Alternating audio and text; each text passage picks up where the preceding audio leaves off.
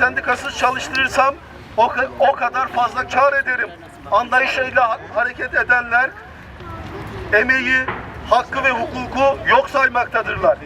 İşverenin derdi işinin sürmesi değil, işçiyi güvencesiz ve daha kötü koşullarda çalıştırmaktır. Sendika olarak bu haksızlık karşısında susmadık. 1 Ocak'tan bu yana 69 gündür mücadelemizi, direnişimizi kararlılıkla sürdürüyoruz. Ve bu hukuksuzluk son bulana, işçiler tekrar işbaşı yapana kadar mücadelemize devam edeceğiz.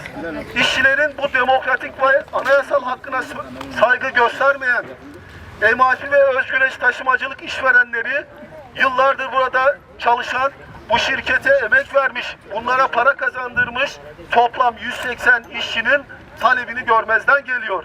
İşveren kapı önüne koyduğu işçilerin bugün 69. gün oldu. Hala tazminatlarını, aylık maaşlarının bir bölümünü ve diğer alacaklarını hala ödememiştir. Sendika hakkı yasalarımızca ve uluslararası sözleşmelerle güvence altına alınmış bir haktır.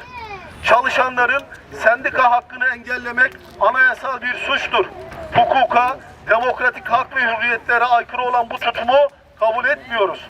Sendikamız hukuki yollara başvurmuş, üyelerimizin işe iade ve sendikal tazminat davalarını da açmıştır. Arkadaşlarımız işe dönene kadar, sendika hakkı tanınana kadar bir adım geri adım atmadan mücadelemizi kararlılıkla sürdüreceğiz.